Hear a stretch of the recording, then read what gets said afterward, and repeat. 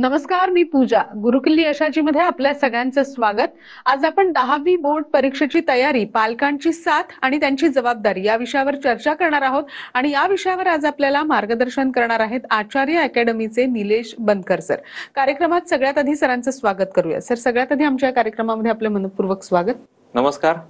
तर विषयाला सुरुवात करण्याआधी आचार्य अकॅडमीची आणि सरांची आपण थोडक्यात ओळख करून घेऊयात. 1729 आचार्य अकॅडमी ही नीट, जेईई, एमएचटी, सीईटी या स्पर्धा परीक्षांसाठी विद्यार्थ्यांची तयारी करून घेते. तसंच 8वी ते 12वी इंटिग्रेटेड अँड फाउंडेशन बॅचेस सुद्धा त्या ठिकाणी घेतले जातात. आपल्यासोबत निलेश बनकर सर आज आहेत. ते आचार्य अकॅडमीचे चीफ ऑपरेटिंग ऑफिसर आहेत. त्यांनी पुण्यातून इंजिनिअरिंग केली आहे. ते आचार्य अकॅडमीमध्ये गेली 6 वर्ष विद्यार्थ्यांचे विविध प्रश्न स्टँडर्ड प्रोसेसद्वारे सोडवण्याचा प्रयत्न सुद्धा करतायत. सर आपल्या स्टुडिओमध्ये आहेत. लगेचच आजच्या आपल्या विषयाला सुरुवात करूया. सर, खरं तर खूप महत्त्वाचा विषय आहे की 10वी बोर्ड परीक्षेची तयारी आणि 10वी बोर्डाची परीक्षा आता तोंडावर येऊन ठेपलेली आहे. तर विद्यार्थ्यांनी नेमकी कशी महत्त्वाची तयारी केली पाहिजे किंवा कितपत महत्त्वाची आहे ही 10वी बोर्डाची परीक्षा विद्यार्थ्यांसाठी येणाऱ्या पुढच्या वर्षांसाठी, काय सांगता येईल? 10वीची परीक्षा किंवा बोर्डाची परीक्षा आपण ज्याला म्हणतो, तर हे 10वीचा अभ्यासक्रम हा फाउंडेशन आहे असं आपण म्हणू शकतो. 11वी-12वीचं फाउंडेशन किंवा येणाऱ्या पुढच्या त्यांच्या करिअर मधला फाउंडेशन आणि 10वीचा निकाल हा त्यांचा दिशादर्शक असतो. 10वीमध्ये जो विषय त्यांना चांगला आकलन होतो त्या विषयावरती विद्यार्थ्यांना दिशा ठरते त्यांची. जर कुणाला सायन्स, बायोलॉजी जर आवडत असेल तर त्यांना डॉक्टर या क्षेत्रामध्ये त्यांचं चांगलं करिअर होऊ शकतं, किंवा एखाद्याला मॅथ्स आवडत असेल तर त्याचं चांगलं करिअर इंजिनिअरिंग साईडला किंवा कॉमर्स साईडला होऊ शकतं, किंवा भूगोल, इतिहास कोणाला आवडत असेल तर त्यांचं करिअर कॉम्पिटेटिव्ह एक्झाम मध्ये चांगलं होऊ शकतं. अशा प्रकारे निर्णायक अशी 10वीची परीक्षा असते.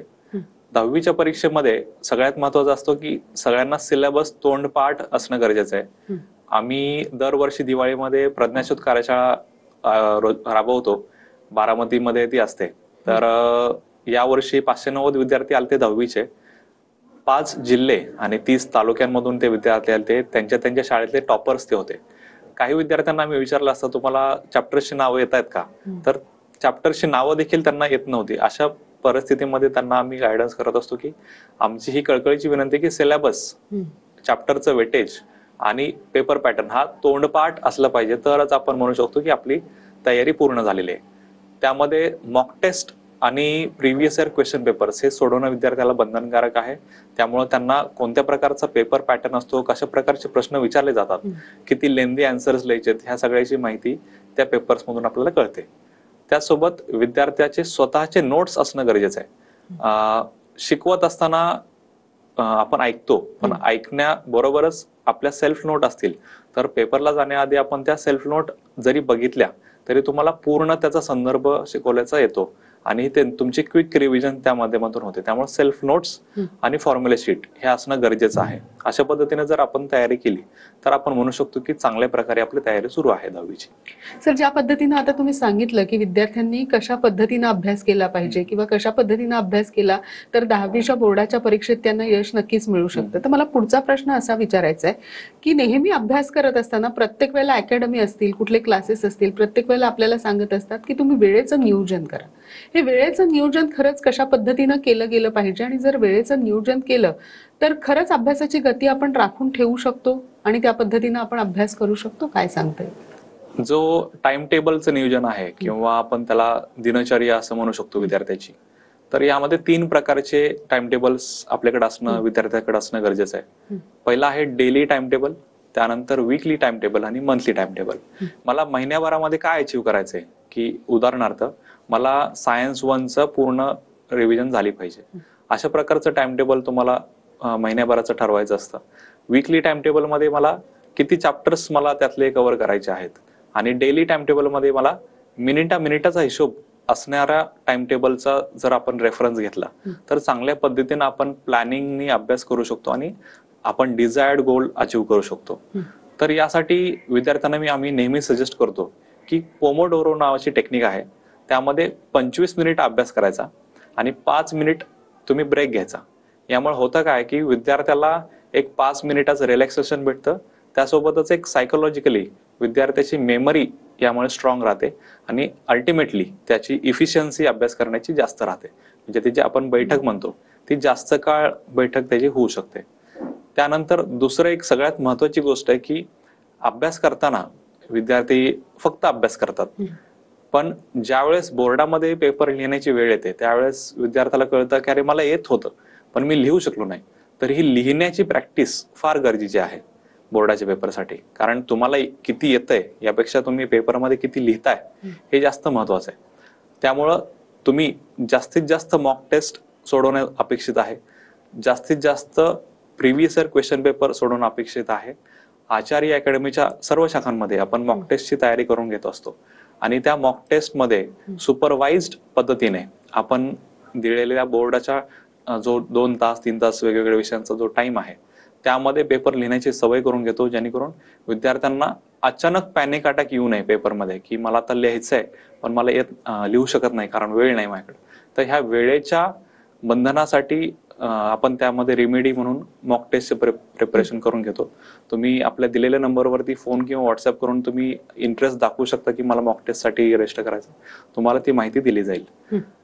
त्यामुळं दिलेल्या वेळेमध्ये मॉक टेस्ट सोडवली तर तुम्हाला वेळेमध्ये फायदा ऑप्टिमाइज्ड पद्धतीने करू शकता येतो. नक्कीच. ज्या पद्धतीनं सर तुम्ही सांगितलं की कशा पद्धतीनं वेळेचं नियोजन आपण केलं पाहिजे, त्यालाच लागून मला तुम्हाला पुढचा प्रश्न असा विचारायचा आहे की वेळेचं नियोजन तर विद्यार्थी करत असतात, मात्र त्याचबरोबर मुलांना व्यवस्थित ठेवण्यासाठी पालकांनी त्यांचा मानसिक ताण जो आहे तो कशा पद्धतीनं दूर ठेवला पाहिजे किंवा घरातली एकंदरीत परिस्थिती कशी नियंत्रणात ठेवली पाहिजे ज्याचा परिणाम मुलांच्या अभ्यासावर होऊ शकतो, वातावरण कसं असलं पाहिजे घरातलं?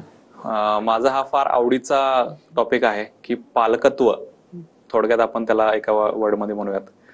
आजकालच्या या धावत्या जगामध्ये पालकांना म्हणजे आई वडिलांना त्यांच्या जॉबच्या रिस्पॉन्सिबिलिटीमुळे, घरच्या रिस्पॉन्सिबिलिटीमुळे विद्यार्थ्याशी संवादच होत नाही. आणि तो संवाद का होत नाही याचं मला कारण कळालं नाही, कारण आपण ज्या गोष्टीसाठी एवढं धडपड करतोय त्यांनाच आपण जर 10 मिनिटं दिवसातली वेळ देऊ शकत नाही, मग या सगळ्या गोष्टींचा काही अर्थ नाही. जर आपण पालकांना विचारलं किंवा वडिलांना विचारलं की तुम्हाला घराचा EMI किती, तुमच्या गाडीची सर्व्हिसिंग कधी ड्यू आहे, ते पटकन सांगतील की माझं EMI 25,410 आहे.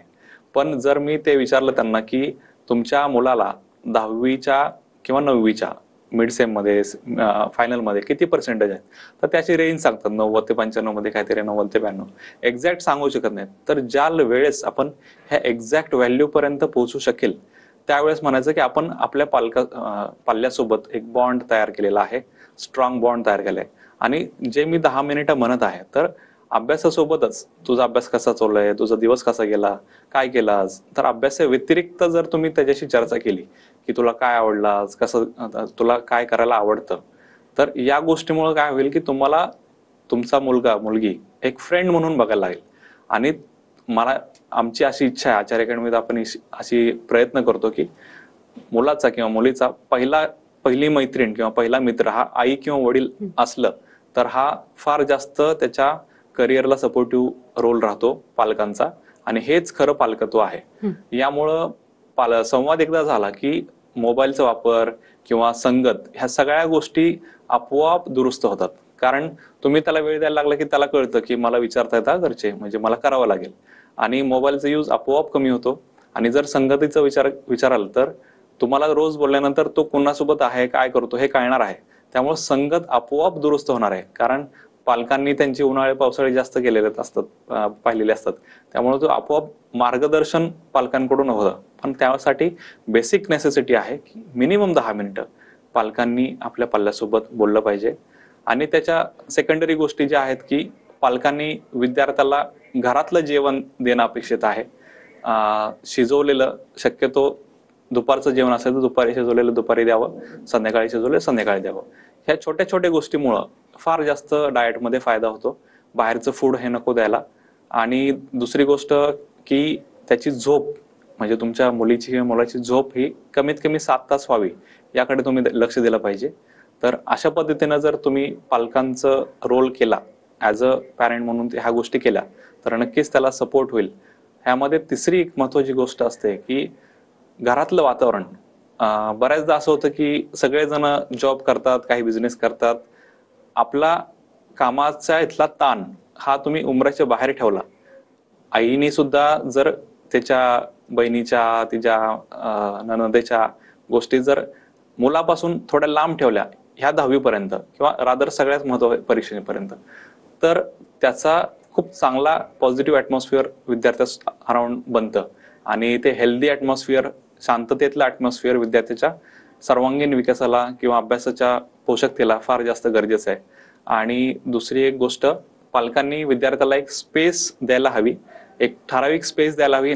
मोठी असावी असं काही नाही, पण ठराविक असावी. म्हणजे त्याच जागी तो किंवा ती रोज अभ्यास करत असेल तर त्याचा जास्त फायदा विद्यार्थ्यांना होतो. नक्कीच. ज्या पद्धतीनं तुम्ही सांगितलं की घरातलं वातावरण जे आहे ते कशा पद्धतीनं पोषक असलं पाहिजे, पालकांनी कशा पद्धतीनं मुलांकडे लक्ष दिलं पाहिजे अभ्यास करत असताना.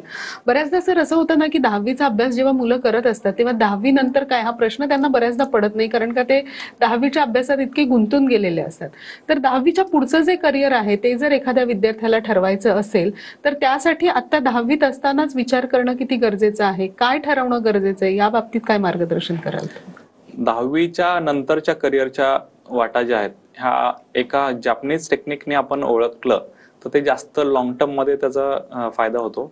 इकिगाई नावाचं एक पुस्तक आहे. तर ते इकिगाई ऍक्च्युली कन्सेप्ट आहे, टेक्निक आहे की how to choose your career, how to choose what is the reason of living. तर त्यासाठी 4 ऍस्पेक्ट आहेत इकिगाईचे. Do what you love, do what you are good at, do what you get paid for आणि do what world needs. ह्या 4ही गोष्टींमधला माझा स्वतःचा common point जो आहे तर तो तुमचा करिअरचा जर तुम्ही मार्ग निवडला तर तो जास्त काळ तो करिअरमध्ये तो सक्सीड होतो आणि जास्त काळ तेच करिअर राहतं. तुम्ही शांतपणे संध्याकाळी झोपू शकता. तर अशा पद्धतीनं जर करिअर निवडलं तर त्याचा फायदा होतो. पण बरेच जण म्हणतात की विद्यार्थ्याच्या आवडीनिवडीनुसार, त्याच्या कौशल्यानुसार हे करिअर निवडलं पाहिजे. पण त्याला कौशल्य निवडायला त्याला अँगल्स तरी माहित पाहिजे वेगवेगळे कोणते. तर त्यासाठी मी ऍडिशनल आमच्या विद्यार्थ्यांना सांगतो की तुम्ही कमीत कमी 10 ते 15 वेगवेगळ्या त्यांच्या डोमेन मधल्या, म्हणजे उदाहरणार्थ डॉक्टर असेल, इंजिनियर असेल, लॉयर असेल, टेक्निकल मधला असेल, त्या वेगवेगळ्या जे सक्सेसफुल आहेत तुमचे मामा काका सगळे आपले ओळखीचे असतात, तर त्यांच्याशी संवाद करा. त्यांना विचारा की तुम्ही इथपर्यंत कसे पोहोचलात, तुमचा रोजचा दिवस कसा असतो, तुम्हाला कशा पद्धतीनं काम करावं लागतं, कोणत्या लोकांसोबत काम करावं लागतं. आणि हे जर विद्यार्थ्यांनी first hand heart to heart discussion जर झालं त्या पर्सनचं आणि त्याचं, तर त्याला वेगवेगळे अँगल कळतील आणि त्यामुळं त्याला करिअर चूज करण्यासाठी फायदा होईल. म्हणजे इकिगाई टेक्निक आणि वेगवेगळे अँगल ह्या दोन्हीच्या सांगडीने आपण विद्यार्थ्याचं करिअर निवडू शकतो. आणि जर सांगायचंच झालं तर 10वी नंतर कोणते कोणते करिअर ऑप्शन्स असतात. पहिला आहे डिप्लोमा ITI, जे हँड्स ऑन एक्सपिरियन्स आपण त्याला म्हणू शकतो. त्यानंतर 11वी 12वी सायन्स, कॉमर्स, आर्ट्स.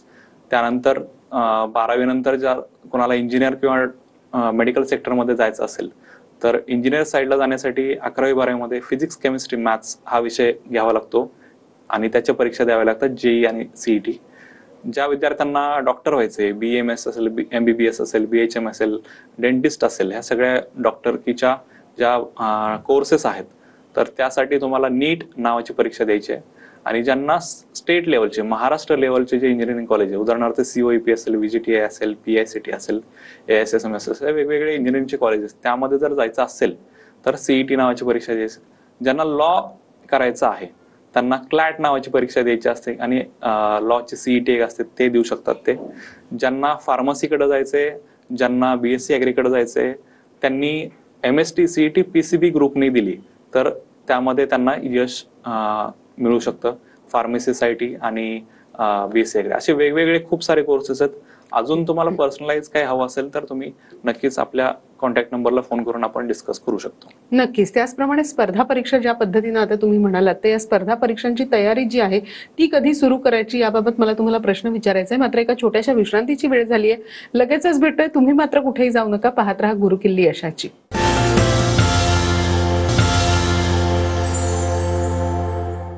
गुरुकिल्ली यशाची या कार्यक्रमामध्ये आपलं पुन्हा एकदा स्वागत. सर, ब्रेकवर जाण्यापूर्वी जसं मी म्हटलं की 10वीच्या विद्यार्थ्यांना जर का या सगळ्या स्पर्धा परीक्षांची तयारी करायची तर नेमकी या स्पर्धा परीक्षांची जी तयारी आहे ती विद्यार्थ्यांनी कशा पद्धतीने सुरू करावी किंवा केव्हा सुरू करावी, हा सगळ्यात महत्वाचा प्रश्न.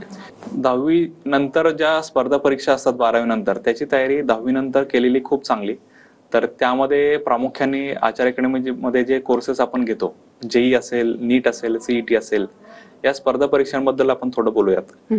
जेईई जॉईंट एंट्रन्स एक्झाम ही नॅशनल लेवलची इंजिनिअरिंग एंट्रन्स परीक्षा आहे. NEET national eligibility cum entrance exam ही एंट्रन्स टेस्ट ही MBBS किंवा डॉक्टर क्षेत्रामध्ये ज्यांना जायचं आहे त्यांच्यासाठी आहे. आणि MST CET common entrance test तर ही परीक्षा स्टेट लेवलच्या महाराष्ट्र लेवलच्या इंजिनिअरिंग कॉलेजमध्ये ऍडमिशन मिळण्यासाठी आहे. तर ज्यांना इंजिनिअरिंग करायचं आहे ते जनरली जेई साठी आमच्याकडे एनरोल होतात आणि त्याचबरोबर CETची पण प्रिपरेशन आपण त्यामध्ये करून घेतो. आणि नीटसाठी ज्यांना डॉक्टर व्हायचं ते नीटची तयारी करून घेतात, नीटची तयारी पण करून घेतो त्यांची. जेईचा पॅटर्न जर सांगायचा झाला तर जेई 2 टप्प्यामध्ये असते, मेन्स आणि ऍडव्हान्स. CET 150 क्वेश्चन असतात, 200 मार्क्सचा असतो आणि नीट हा 720 मार्क्सचा पेपर असतो. अशा पद्धतीने आहे. त्यामध्ये आचार्य पॅटर्न बद्दल सांगायचं झालं तर आपले अनुभवी शिक्षक, आपला टेक्नॉलॉजी आणि पर्सनलाइज अप्रोच, आपल्या आचार्याकडे पर्सनल काउन्सिलिंग वरती जास्त भर दिला जातो आणि त्यामध्ये वेगवेगळे काउन्सिलर वेगवेगळ्या ब्रांचला 1 to 1 इंटरॅक्शन करतात, जेणेकरून त्यामध्ये त्यांना प्रत्येक अँगलने आपल्याला डिस्कशन करता येतं. सर, ज्या पद्धतीनं आता तुम्ही स्पर्धा परीक्षांबद्दल म्हणालात तर तुम्हाला सुद्धा स्पर्धा परीक्षांबद्दल किंवा 10वीच्या एकंदरीत तयारीबद्दल अधिक माहिती हवी असेल तर 1729 आचार्य अकॅडमीला जरूर संपर्क करा. सर, ज्या पद्धतीनं तुम्ही आता सांगताय की स्पर्धा परीक्षांची तयारी नेमकी कशा पद्धतीनं केली पाहिजे किंवा आपल्या आचार्य अकॅडमीमध्ये कशा पद्धतीनं ती करून घेतली जाते, त्याचप्रमाणे आचार्य स्कॉलरशिप कम ऍडमिशन टेस्ट असं काही असतं तर हे कशा प्रकारे करून घेतलं जातं किंवा काय आहे ही नेमकी प्रोसेस, काय सांगू शकता? दरवर्षी ASAT नावाची परीक्षा आपण घेत असतो. जे विद्यार्थी हुशार आहेत पण गरजू आहेत आणि त्यांना फी अफोर्ड करू शकत नाहीत अशा विद्यार्थ्यांना आपण ASAT परीक्षे माध्यमातून जास्तीत जास्त स्कॉलरशिप देण्याचा प्रयत्न करतो, जेणेकरून त्यांचं एज्युकेशन ऑलमोस्ट फ्री होण्याचं आपण मानस ठेवतो. मागच्या वर्षी 130 विद्यार्थ्यांना आपण या ASATच्या माध्यमातून जास्तीत जास्त स्कॉलरशिप दिले.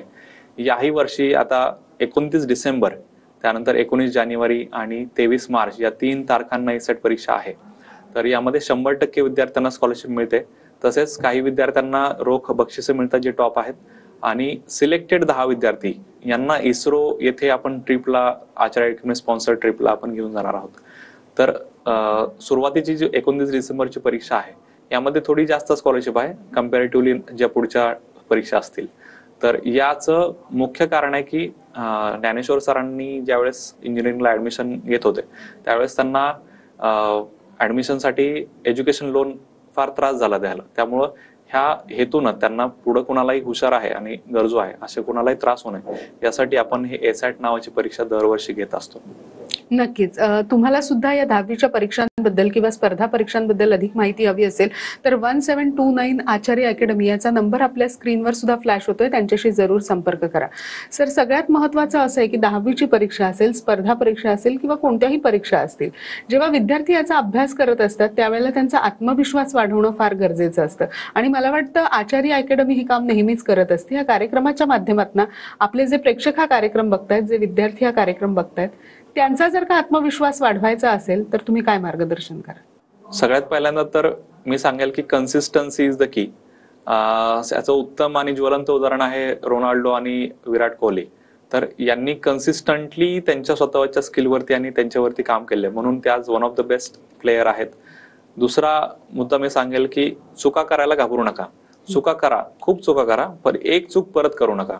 म्हणजे तुमचा एखादा प्रश्न चुकत असेल तर तो का चुकतोय ह्याचं आकलन करून त्याचा पुढच्या वेळेस चुकणार नाही याची खात्री करणं गरजेचं आहे. तरच तुम्ही ग्रोथ तुमची होऊ शकते. त्यानंतर कॉन्फिडन्स हा फार गरजेचा आहे. ज्यावेळेस तुम्ही स्पर्धा परीक्षा देत असता, बोर्डाची परीक्षा देत असता, त्यावेळेस असं समजा की ती नॉर्मल एखादी परीक्षा आहे आणि जास्तीत जास्त तुम्ही मॉक टेस्ट केली की त्याचा तुम्हाला फायदा होतो कॉन्फिडन्स बिल्डिंगसाठी आणि तुम्ही प्रत्येक जण हे करू शकता. You can win. Let's try. Thank you. नक्कीच. त्याचप्रमाणे सर, मला एक शेवटचा प्रश्न असा विचारायचा आहे की आचार्य अकॅडमी बद्दल आणखीन तुम्हाला माहिती द्यायची असेल या कार्यक्रमाच्या माध्यमातून की लोकांनी कसा तुम्हाला संपर्क करायचा आहे, स्क्रीनवर तर आपले नंबर फ्लॅश होतातच आहे, त्या व्यतिरिक्त जर पालकांना 1 to 1 तुमच्याशी संपर्क करायचा असेल, बोलायचं असेल तर कशा पद्धतीने यावं? यामध्ये आचार्य अकॅडमीच्या टोटल 5 शाखा आहेत. बारामतीमध्ये 2, बारामतीमध्ये सेटिंग चौकाच्या इथं सेंटर आहे मेन ब्रांच. त्यानंतर इंदापूरमध्ये आपलं डॉक्टर कदम गुरुकुल या ठिकाणी ब्रांच आहे. त्यानंतर पुण्यामध्ये 2 शाखा आहेत, वाकड आणि रहाटणी. तर या शाखेमध्ये तुम्ही कधीही आलात सकाळी 9 ते संध्याकाळी 7 पर्यंत, तर तुम्हाला आचार्य अकॅडमी मधल्या आमच्या काउन्सिलर्स, आमच्या सेंटर हेड्स बरोबर बोलता येईल, वेगवेगळ्या कोर्सेस बद्दल माहिती घेता येईल, कशा पद्धतीचं आपण तयारी करून घेतो हे सांगता येईल. आणि जो आपल्याला एसॅट परीक्षा जी आहे ती एसॅट परीक्षा सुद्धा तुम्हाला तिथं देता येईल. आपण जे सेंटर्स सांगितले आता, बारामती, इंदापूर, वाकड आणि रहाटणी पुण्यामध्ये, त्या 4ही सेंटरला ही एसॅट परीक्षा होणार आहे. त्यामुळे जास्तीत जास्त पालकांनी याचा माहिती घेण्यासाठी या. आपण बाकीच्या गोष्टी आपण नंतर बोलू शकतो, पण माहिती घेणं हे फार गरजेचं आहे. नक्कीच. मला वाटतं ज्यांना 10वीची परीक्षा द्यायची आहे किंवा ज्यांना स्पर्धा परीक्षांमध्ये भाग घ्यायचा आहे त्यांनी नक्कीच 1729 आचार्य अकॅडमी यांचे नंबर आपल्या स्क्रीनवर फ्लॅश होत आहेत. जरूर तुम्ही संपर्क करा. आणि तुम्हाला जर का अधिक काही माहिती हवी असेल तुमच्या अभ्यासाविषयी, एकंदरीत स्पर्धा परीक्षांविषयी, तर जरूर घ्या. सर, तुम्ही इथे आलात आणि इतकं छान मार्गदर्शन 10वीच्या विद्यार्थ्यांना केलं, स्पर्धा परीक्षांबद्दल इतकं छान मार्गदर्शन केलं, त्याबद्दल आपले मनपूर्वक आभार. नमस्कार. धन्यवाद. गुरुकिल्ली यशाची मध्ये आज आपण इथेच थांबतोय. तुम्ही मात्र कुठेही जाऊ नका. पाहत रहा TV9 मराठी.